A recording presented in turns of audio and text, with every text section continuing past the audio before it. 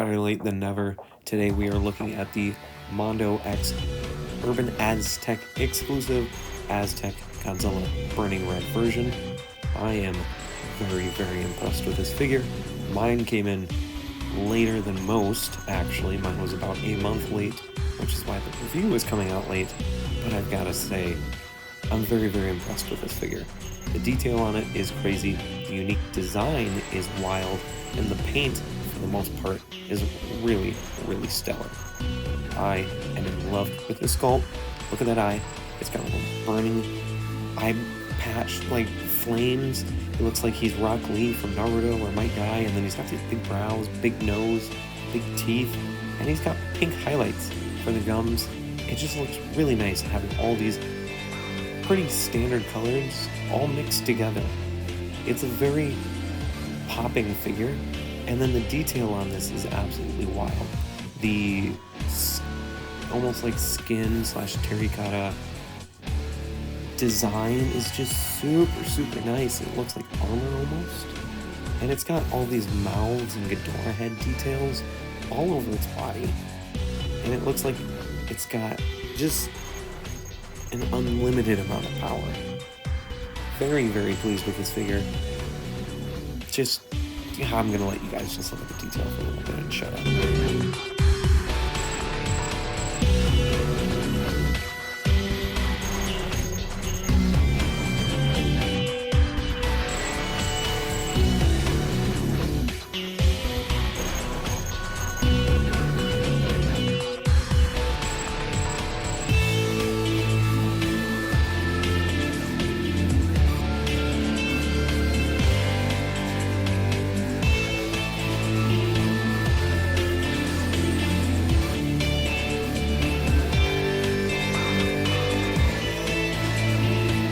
Now this release does have one accessory, and it is this beautiful flame breath effect piece.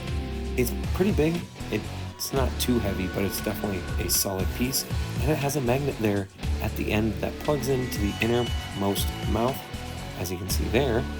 Now, one thing I really don't like about this figure, and why I do have a problem with the yellow paint specifically, is that you really gotta jam this in there.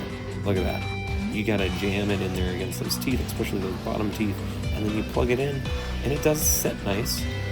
It doesn't move, but it chips the paint, and we will look at that here in a second. I'll show this here in a second. But once it's in, thankfully, it is in. This magnet is strong. It doesn't move. It doesn't adjust. As you can see here, I'm moving the figure around. Not too much, but not too crazy. I'm bumping it. It's not really moving because there are grooves specifically for the teeth. But then it does that. So mine is permanently in the mouth after this review, and I don't plan on removing it ever.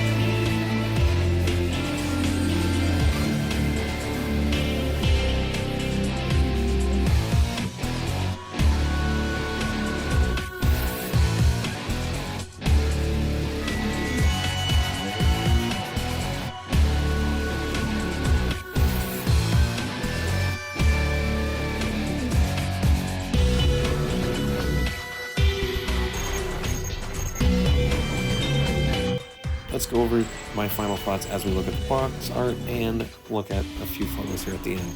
I'm very impressed with this figure, even though it was 4 months delayed, and because of that, it almost came out a full year after the pre-orders had opened, which admittedly is frustrating.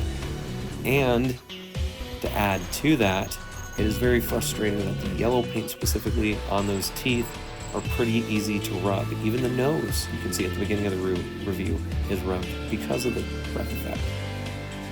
I am very happy with it, but when something's delayed that long, I do feel like it should have had a little extra care to it, personally. Do I recommend picking this figure up on the aftermarket? If you really like the design, if you really want a unique Sofubi Godzilla, yes. I just recommend try not to pay too much above retail, although as this is a Mondo exclusive, that will be pretty hard. So good luck hunting, everyone. Be prepared for the Mondo stream tonight at 7 p.m. Central. I'll see you guys in the next video.